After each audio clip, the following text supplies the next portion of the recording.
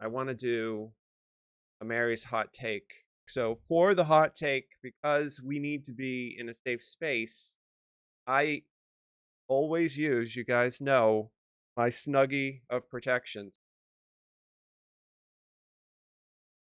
All right, we've got it on now. So either we look like a crazy homeless person or we look like somebody who's wearing a Snuggie of protection +5. And so the reason for this is because we're going to react to this. And the hot take, we'll go to the first page here. Because they're doing update 66. And there's a whole bunch of proposed changes. So I'm not sure which better. Maybe I put the camera up here. You guys can see exactly what I'm looking at. But so we're not gonna spend too much time diving into the minutia of this, but I do want to talk about some of the changes because a lot of it looks pretty good just on the surface. Usually when they talk about doing a balance refresh, that usually is like code lingo in developer world for nerfs essentially. Like we've all played MMOs, likely. If you're here watching my stream on Dungeons and Dragons Online, there's a really good chance that you've played another MMO in your life. Maybe you haven't, but and if you have, then you've probably lived through the owner developer making balance changes that have destroyed, ruined the game, right? So, Star Wars: The Old Republic is a great example of this, where get the version release for Star Wars, but they completely killed the game. Uh, a bunch of other games have done this. I think another really good example is Sony with Star Wars Galaxies and how they took a really elegant Jedi system and then sort of made it so that anybody could log in and just play a Jedi, and that pretty much killed the game. But we won't talk about that because that's sort of off topic. But it is a good sounding board for the hot take because the main feature that this balance is doing, update 66, is Destiny Fresh. And so there's going to be an awful lot of small changes. One of them, probably the most controversial change, just right off the bat, and they don't go into why, is that the experimental tumble control is disabled. And I don't know if you've been playing around with them in Dungeons and Dragons Online. I know I have. Everybody who's has been them, and they make the game really fun. You're able to zip around and do a lot of stuff. So for them to disable the experimental tumble controls when the entire community has really embraced it, it makes me feel like there is some sort of an exploit that I'm not aware of with the control. Not a surprise because you're able to tumble while you're moving without stopping, and that is sort of much different than the game designers thought of way people would face in Dungeons and Dragons. A lot of Dungeons and Dragons, the hitboxes, the way that it works is based on a physics. It's not like real world physics, but physics in TDO are that you can jump out of the way of an arrow, you can jump out of the way of a spell, and there are a lot of abilities that activate on tumbling that essentially probably make a character unhittable, especially if you were, say, a deep. They have they have this pass through ability that makes them incorporeal when they pull.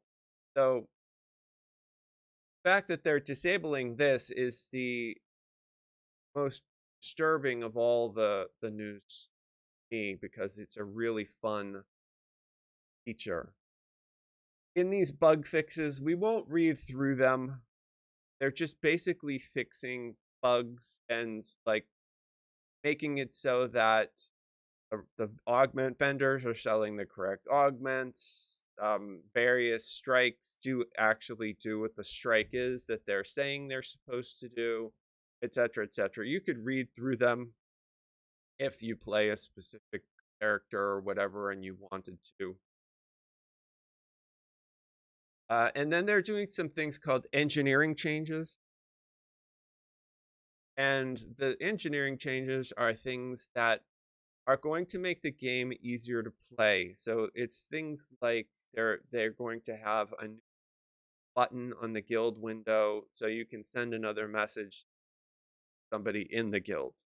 As opposed to right now, you have to either send them a mail, you send guild mail, or you have to like whisper them, or you have to do like a party chat or something like that. So these things are like quality of life. This is great. I won't go over all of these either because again, it's a lot of it is minutia. It would be boring to me, and I don't want the news tomorrow. Local man did a Twitch stream and 7 people killed themselves because it was so boring. So we're going to try to avoid that. And they're making conquest calculation more accurate, fix some outliers. Conquest being XP that's calculated when you break or destroy things in a quest that counts towards conquest bonus towards your XP.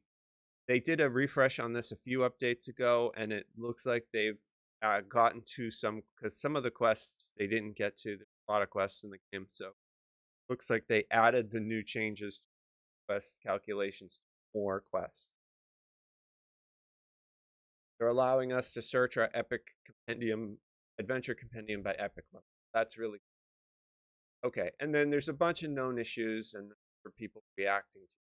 But so that's basically the gist. So here's the Destiny results. This is the Epic Destiny Fresh. And it's basically update 66. We're embarking on a pretty large overhaul of the 13 Epic Destiny in an effort to adjust their structure, balance, and presentation. This form takes universal changes that apply to all the trees. What they mean by that is, so they're doing a pass over all of the icons, the readability, they're color coding everything. They're going borders around things that allow you to see it on the hotbar, to understand what it is that you're looking at. They apparently have reordered and rearranged all of the prereq lines so that when you're going to purchase like an ability that requires you to have a mantle active, it's going to basically now show you the relationship to the other ability so you don't accidentally take something that not needed for your build or whatever it is you're doing. This is a great, these changes, if they had stopped here, would be fantastic because this will greatly increase people's usability of the trees themselves. I know personally people have played, I've gotten friends of mine to play, and they have built characters and just not understood certain parts of these trees and not activated them correctly. And there's no user manual. So either somebody else who knows tells you, or you have to go and watch a YouTube video or somebody Twitch streaming talking about it, figure out how to play. And that's sort of, you know, if your game has zero support and people are sourcing YouTube content in order to figure out how to play it, maybe it's worth you guys, having tooltips that actually help, and also building the systems so that they automatically refresh. So I'll give you guys a great example of what I'm talking about. There are a couple of mantles that when you purchase it, you can upgrade it 3 times, right? And the first tier does like a certain thing. The second tier that's has an additional thing in it because you upgraded the purchase, and the third thing has all the upgrades, right? And you're supposed to, once you purchase this, drag this to your bar, click it on and activate it. Well, in the trees, if you purchase the first one, then drag it and activate it, then run around in quests, earn the points to upgrade it to its third version. Do that. You upgrade it to its third version. If you don't then take the ability, the fully upgraded version, drag it to your bar and click that on, that will not update it unless you do that. So if you purchase them, but you don't drag it and update the newly purchased upgraded version to your bar, you will not be running around with the newly purchased upgraded version of your bar, even though in your skill tree you purchased the upgrades and activated them and paid for them. So that sort of little thing is not explained anywhere in DDO, and only players who know what they're doing know this. So every time I upgrade something, I refresh all the pins I have of it on my bars, and I have helped people come to this game, play the game, and they've been running around with the first copies of all their abilities. They've upgraded the stuff in the trees, but they've never refreshed them on the bars, and so they're not gaining any of the new abilities they have. So where this is going is that if they really want to make changes to the game like these, right? One of the things they could do is build a system behind the scenes that the player doesn't need to react to that would automatically refresh this. So when you upgrade it and you buy the version in your Destiny or in your ability or enhancements or whatever, automatically your bar is refreshed. Now that's probably insanity to even say that. The engineering required to do that would probably be, you know, years worth of work and cost way too much money. But that sort of thing is what we're talking about that would make the game way better for new players, people who don't know what they're doing. Because otherwise, how would you know to do that? If I just, I would have no idea to do that. So, but okay, so, and then what they do is they go into every single change that they're making in all the different trees. A quick interlude chart they do here, they are changing the way that all the different trees are sort of broken down. This really isn't new, but each tree that is calculated as a martial tree is going to get a certain amount of hit points. 12 points, a hybrid gets theirs, spellcaster tree theirs, and the building sentinel is its own version of what you would call the tank tree or so. It gets its. So while these numbers to me don't look new, I think they've decided to break it down in a way, and so they've said they've standardized the. Maybe some aren't. This is very similar to what it is now, but maybe. And so this here probably could have been right here, and then we start talking about the individual trees. Now, just looking through this quickly, we will talk about some of the changes in these trees. Just looking at these changes very quickly, there are a lot of the trees that are not getting any change. Those changes, those non-changes are in most of the melee trees, basically. So not a lot of change going on with the melee tree. They are changing Fury of the Wild. Not a surprise because of how strong adrenaline is. So unfortunately, it likely, although I don't know this for sure, but my gut is telling me that they're trying to make quick cut more attractive choice versus adrenaline because they're nerfing adrenaline. Now, how much they're nerfing adrenaline, it looks like they're making it go to 9 seconds between cooldowns. I think right now it's 6, or I'm not sure, but that's a huge nerf because adrenaline is basically the burst DPS of the tree, and so by making this, the hit for it even longer, it's basically going to bring down the burst DPS. And I know that there are certain builds out there that can use adrenaline. And I've heard, I haven't done this myself because I don't usually play melee, but I've heard of people doing adrenaline burst DPS for like a couple 100,000 damage. So it looks like they decided to nerf that. But then again, it also looks like they're nerfing all of the big damage. So that starts with obviously the number one big damaging tree in GTO right now, which is Draconic Incarnation. And everybody that I've talked to, hardcore, all of the really like giga gamers that I know, the really good players, all the people who are on the leaderboards on over on hardcore, um, they said, yeah, Dragon Breath is definitely it. They've even said it here that it's outpaced the intended difficulty for our content, but meaning that it's just so way better than everything else that if you're doing DPS, you want to be in Draconic Incarnation, you want to be doing Ruin, Greater Ruin, you want to be tier 5 on all the Draconic stuff, because turning things to gold, getting double damage on ruins, your dragon breath, being able to turn everything to gold, like it's just really, really strong. And the dragon breath dice multiplier is different than the other epic strike, so it's just way better. Well, it was way better. Now it's getting nerfed, getting brought down to be like every other epic strike, 1d6 plus 3, and it's going to have a cooldown of 12 seconds. Now that's terrible news for people who liked to use Draconic Incarnation, because 12 seconds between epic strikes is a really, really long time. Give you an example, right now in the game, if you were to use Primal Avatar, the I forget the name of it, the corroded one that does all the acid damage. Probably have it listed here because I know that Carrion Swarm. I know that they're going to nerf this. But right now, if you do Carrion Swarm casts every 6 seconds. So you can get 2 Carrion Swarms off in the time you can get one of these new Dragon Breaths, and the damage is identical.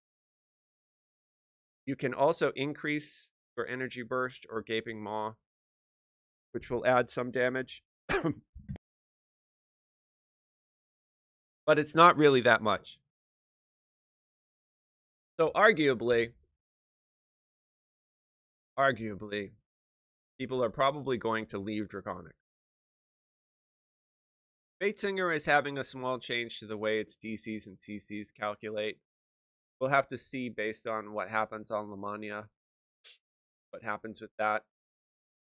They are changing a few of the abilities, and again, yeah, they're making different. Scout will have basically calculates off of a 20, then your highest was Charisma, and then that looks like a good thing. That doesn't look like a nerf to me. I think that actually like they're buffing it a little bit, which is good. Fatesinger needs to be buffed a little bit. Now, the next one with a lot of big changes is Magus of the Eclipse. A lot of people like to use Magus of the Eclipse right now because it has a pretty good stun in that pool that you put out, and also I think Lance will do a paralyze. But it sounds like the biggest change that they're doing, they're buffing the Gloom Spear. So it's a single target epic strike. They're buffing the damage on it. But the biggest nerf in here is they're making Grand Summoner part of the tier 4 multi-select for the mantle. So a lot of people, what they would do if they were doing summoner builds is this Grand Summoner used to be tier 1 and not require anything. You used to be able to just go into the tree and purchase it. So you could splash into this tree like an old Twist of Fate and take this and then boost your summons. But now it's going to be tied to the mantle, which means if you are doing a summoner build, you will no longer be able to splash in Grand Summoner from this unless you actually go into the tree.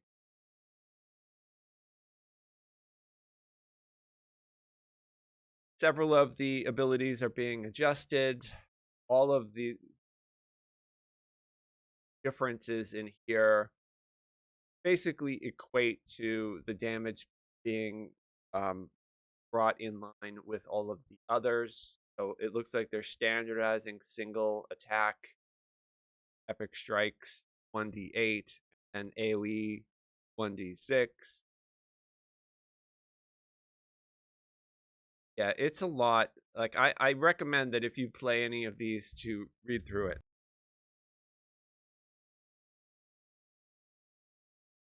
So they tried to get the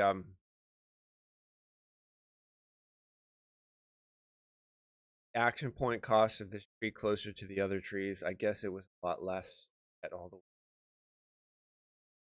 that is another sort of big change for this tree. So we're gonna see. Hopefully it still plays well, but having that Grand Summoner tied to the mantle is a big nerf to anybody who plays Summoner build. Technic. They're just changing something which I think is a nerf. Hammer Time and the Epic Strike are swapping places. And they're making the Epic Strike at 10 seconds and Hammer Time at 50. So this is just part of my hot take, why this is a hot take. Right? And hear me out on this. So here we have an Epic Strike. This Epic Strike in this tree is going to be 10 seconds, right? 10 seconds. The other strike, Hammer Time thing, that's not an Epic Strike. Okay. Epic Strike in Macro Tech, 10 seconds. Well, didn't they just say that in Chronic Incarnation, the Epic Strike is 12 seconds? So this is the hot take. What are we? I feel like our IQs, like all of a sudden in the toilet. Like, does anybody even have a brain anymore? If we're trying to organize everything in a standardized, like the whole thing up here is changes to all the trees. All of them are now being color coded. Everything is being made the same. Everything is going matching. So, but they already just don't match. 12 seconds is not 10 seconds. Why aren't they all? Why don't they just say, hey, every Epic Strike is going to be this amount of seconds and then make every single Epic Strike that amount of seconds? Why are they even at all different? Like, how? I don't understand how this could. Maybe it's a bug. Maybe they'll change it. Maybe because this is only the first iteration of.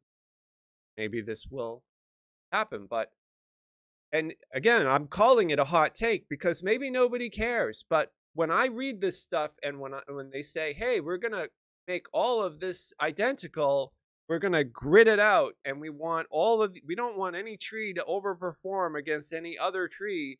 We're going to have all these trees, and look at this really nice chart about how we have all these things all grouped together. Well, Draconic Incarnation, okay, maybe because it's considered a spellcaster tree, spellcaster epic strikes are 12 seconds, but Mechanotechnic, because it's a hybrid tree, their epic strike is 10 seconds. But from a player perspective, this sort of thing is nonsensical. It makes no sense because, like I said right now, Carrion Swarm over in Primal Avatar is every 6 seconds.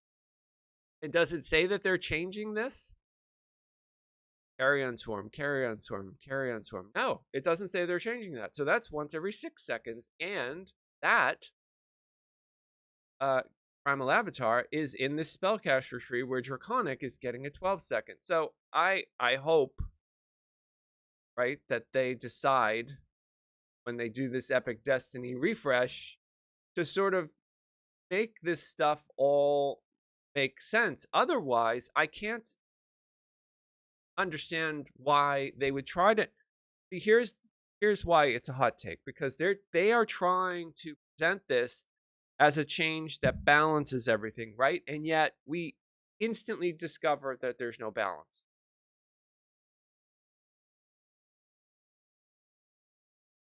I have to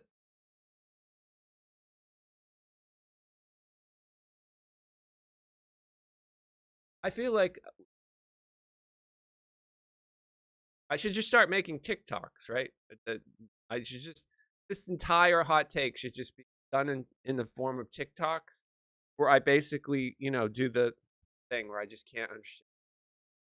The Divine Crusader's not getting any changes, really. Exalted Angel is getting completely, well, this is probably going to wind up on YouTube. I won't say pornographic things that are happening in the tree, but it's basically getting effed. Yeah, basically. This tree is being completely changed. I am not sure what form it's up as. Um, but the Exalted Angel that we had is not going to be playing the same anymore. It seems like they buffed the Holy Fireball damage. That's a good thing. That also has a 10-second cooldown. That's not an Epic Strike though. That's just a tier 5 ability. That's a lot. That's like kind of double the damage right now, because I think right now it's one. Uh, but the other biggest thing that they're doing in the tree, they're not, and they don't really say it, but so part of this mantle would do a heal every 6 seconds on a tick. So basically, it's a hot. It ticks off every 6 seconds. That's gone from this tree, and a lot of people took this in order to help with like group healing in High Skull Reaper questing. So with that gone, I don't even think that this tree has a heal. Basically, what's going to happen now is when you proc a certain ability, you're going to make a flaming ring barrier pop out of you, and then that's going to debuff any enemy walk through it. Now, I can tell you, I've played data. This sort of thing is garbage. It doesn't mean absolute garbage. Nobody cares about -5 armor class on a mob. It's completely irrelevant. Nobody cares for +5 armor class on there. No, that's absolute garbage. +5 PRR. You know what +5 PRR equates to? It's probably like 0.0, like damage reduction on the character. It's absolute nonsense. It doesn't mean anything. If they were giving you like +100, yeah, that would be a lot different. But +5, it doesn't mean anything. Um, and then over here, this is granting 15 MRR. That's okay. Like 15 is a good number. That's a rank 3. Um, Here's Shadow Upon Us, reduces armor class and magic resistance of mobs by 1 per stack. That also is garbage. Who cares? Like none of this stuff equates to anything that's going to help. The epic moment is a 20-second bullshit, absolute garbage that allows you to single target a cure light wound spell. Also absolute garbage. When you're doing anything that would require an epic moment, you don't want to just do a cure wound spell on one person. You want basically hit everybody. So it says here that this cure wound cast on one, it will apply to all allies. Now, that might sound good, but again, the reason why this is a hot take is when they say all allies, if I have so my standard raid with the boss and then the tank and then the people behind the boss, well, what if Johnny is way out here? Like, what if Johnny zoned in late? And Johnny, because we're doing this on Reaper, flagged a Reaper because sometimes when you spawn into Reaper Quest late, a Reaper can spawn on you, right? So let's say he gets hit and he's dying out. Well, if I do this single target cure wound on like the tank, does that hit Johnny at the door? They don't say that, but like that's when I hear apply to all allies, that's what I think. It should hit anybody in my party that's in the quest, right? So we have to wait and see. But say goodbye to whatever Exalted Angel was. Not really any change to Grandmaster of Flowers other than the fact that they are boosting the damage on the Epic Strike, and it looks like they're fixing things that had to do with Orchid Blossom. Nothing changing in Legendary Dreadnought. Shadow Dancer is getting a bunch of changes. They haven't. I guess that they changed some things that aren't listed in this update. They're making the Epic Strike look like a lightning bolt or a single target. I've never liked this Epic Strike from Shadow Dancer. I think it's garbage. Never used it. The best change that they announced is that Beard is going to be an SLA instead of a spell that gets copied to your spell book for taking the tier 5. Weird as an SLA is very good, but what that says to me is that Weird now needs to be added to spell books of all the arcane casters in the game, and then allow Shadow Dancers to use Weird as an SLA. That would be where I would go with this. See if they do it. The rest of these changes aren't really that impressive. From my perspective, I would like to see them make Shadow Dancer a little bit better for casters. Um, right now, they make it more for assassins. We talked about Fury of the Wild. Primal Avatar has so many changes that they highlighted it in blue. They highlighted it in blue, and they said this tree's adjusted state is not in this preview. That's really scary for me because I use Primal Avatar on my build. Like, this is what I use. So the fact that it's the adjusted state isn't here means that they're probably trying to make it so that the forums don't blow up, because a lot of people use Avatar. A lot of people use Primal Avatar because it's where you get Nation Cocoon. A lot of players use Carrion Swarm as their main strike. A lot of players use Carrion Swarm because it has Shard Storm attached to it. No longer, you can actually use Shard Storm on any Epic Strike now, but it's part of the tree that you go up to get it. There's just an awful lot of the mantle in Primal Avatar is best. So it is sort of like nightmarish to imagine what's done to the tree if it's anything like what they did Salted Angel or Agatha of the Eclipse. And then here's one that could make up for the rest, where this tree Shirati used to be really good for spellcasters, but they did the Epic Destiny refresh. They kind of made it so that these would be more for ranged characters. And so a lot of these changes here are still sort of wrapped around the ranged DPS.